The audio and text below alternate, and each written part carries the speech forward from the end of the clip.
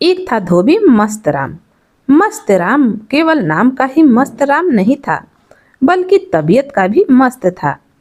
जब कभी अफीम का अंटा चढ़ाता तो किसी छायादार पेड़ के नीचे सोता तो सोता ही रह जाता। कभी निकट्ठू लोगों के साथ ताश खेलता तो खेलता ही रह जाता। अब आप जानते ही हैं कि जैसे राजा के साथ रानी होती है, वैसे ही धोबी के साथ उसकी धोबिन रहती थी। मस्त राम धोबी की धोबिन का नाम था कर्मू, जो शायद कर्मवती का बिगड़ा हुआ रूप था। इस तरह मस्त राम नाम रूप गुण और स्वभाव से मस्त था। उसी तरह कर्मो भी अपने नाम के अनुरूप बड़ी कर्मठ धोबिन थी। लोगों के घरों से मैले कुचैले कपड़े इकट्ठा करना और अपने सुस्त गड्ढे पर उनकी गठरी बांधकर उन्हें धोबी घाट लेकर जाना, वहां बड़ी मेहनत से कपड़े धोना, नील देकर उसको सुखाना, यह सारा काम वह अकेले ही कर डालती थी। यहाँ तक कि ग्राहकों के घर धुले हुए कपड़े पहुंचाना भी उसका ही काम होता था। मस्त राम तो किसी तीज त्योहार पर ग्राहकों से बख्शीश के नाम पर पैसे लेने के लिए पहुंच जाता था। इस अफीम की बीमारी को छोड़कर वह भला मानुस था। उसने कर्मों को कभी कष्ट नहीं पहुंचाया था। जो गर्मी का मौसम दुनिया जहां के लिए जानलेवा होता है, वही गर्मियों का मौसम धोबियों के लिए प्रकृति के आशीर्वाद की तरह होता है। गर्मी के मौसम में पानी में खड़े रहकर काम करने से गर्मी नहीं लगती और कपड़े भी जल्दी सूख जाते हैं। दिन बड़े होते हैं, इसलिए दोपहर सुस्ताने का भी वक्त मिल जाता है। सर्दी में धोबी दुखी रहते हैं। एक तो कपड़े कम धुलने आते हैं, ऊपर से सूखने में भी कई दिन लग जाते हैं। लेकिन बरसात का मौसम तो धोबियों के लिए कम वक्ती का मौसम है। कपड़े धोकर सुखाया नहीं कि बरसात आ गई। न केवल कपड़े मैले हो जाते हैं, बल्कि उन्हें दोबारा भी धोना पड़ता है। इस वजह से ग्राहकों की झाड़ भी सुननी पड़ती है कि कपड़े गीले हैं, साफ नहीं धुले और समय पर भी नहीं पहुंचाए हैं। बात इसी बरसात के मौसम की है। धोबी और धोबिन कस्बे से बाहर झोपड़ी में रहते थे। 3 दिन से बरसात की झड़ी लगी हुई थी। झोपड़ी की छत टपक रही थी। कर्मों सूखते कपड़ों को कभी इस कोने तो कभी उस कोने में डालती किस्मत मस्त राम और बरसात तीनों को कोसते हुए बड़बड़ा रही थी।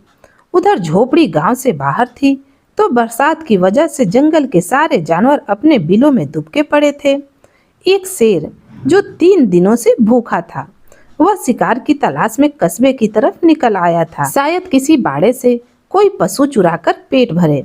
जिस समय शेर कर्मों की झोपड़ी के बाहर पहुंचा, अंदर कर्मों बड़बड़ा रही थी कि हे राम, मैं शेर से भी उतना नहीं डरती जितना इस टपके से डरती हूँ।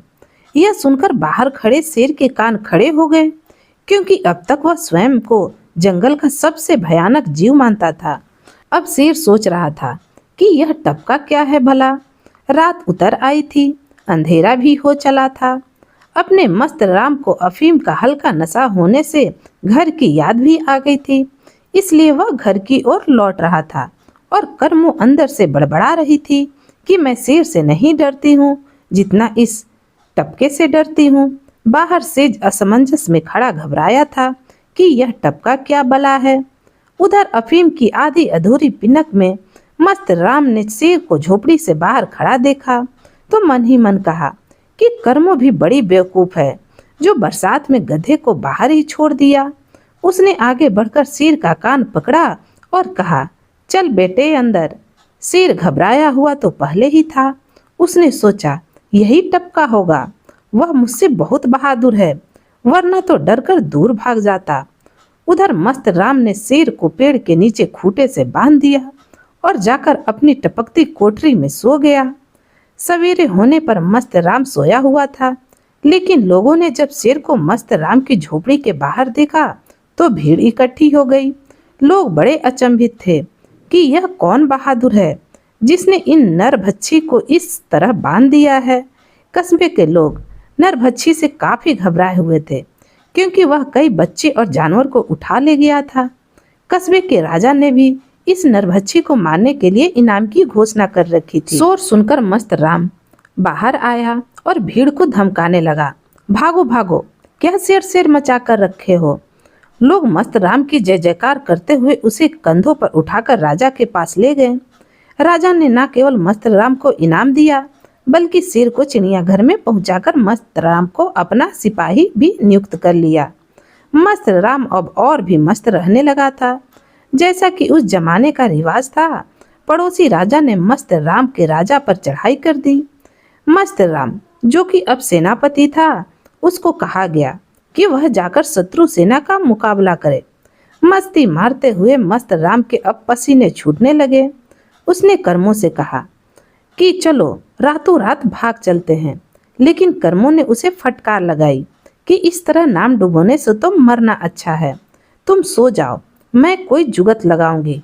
सुबह उसने सेनापति मस्त राम को सेनापति की पोशाक और हरबे पहनाए और उससे दोनों पांव घोड़े के पेट के नीचे बांध दिए। जैसे ही मस्त राम सेना के आगे आगे चला, घोड़े को ऐंठ लगाई। घोड़ा पैर पेट से बंधे होने के कारण घबरा गया। जोर से भागकर शत्रु सेना के नजदीक जा पहुंचा और खुद को अकेला जानकर मस्त राम और भी घबरा गया। रास्ते में दीमक का एक ठूंठ खड़ा था। मस्त राम घबराकर उस ठूंठ को पकड़ लिया। ठूंठ क्योंकि खोखला और हल्का था, इसलिए जड़ से उखड़कर मस्त राम के हाथ में आ गया। शत्रु की सेना यह सब देख रही थी। वह सोचने लगी कि जो पेड़ को जड़ से उखाड़कर लड़ने आ रहा है, उससे मुकाबला कैसे करेंगे, और शत्रु की सेना पीठ दिखाकर भाग गई।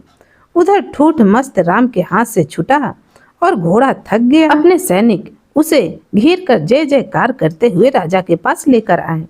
राजा ने मस्त राम का बहुत स्वागत किया और उसने उससे इनाम मांगने को कहा। मस्त राम हाथ जोड़कर बोला, महाराज, अब मैं बहुत बूढ़ा हो गया हूँ, इसलिए अब मुझे सेवा निवृत्त कर दें। और इस तरह इनाम और पेंशन पाकर मस्त राम टपके की कृपा से आनंद का जीवन बिताने लगा। दोस्तों, कहानी यहीं समाप्त होती है। कहानी कैसी लगी कमेंट करके जरूर बताइएगा, और अगर आप मेरे चैनल पर नए हैं तो प्लीज़ चैनल को सब्सक्राइब भी कर लीजिएगा। कहानी सुनने के लिए आप सभी का बहुत बहुत धन्यवाद।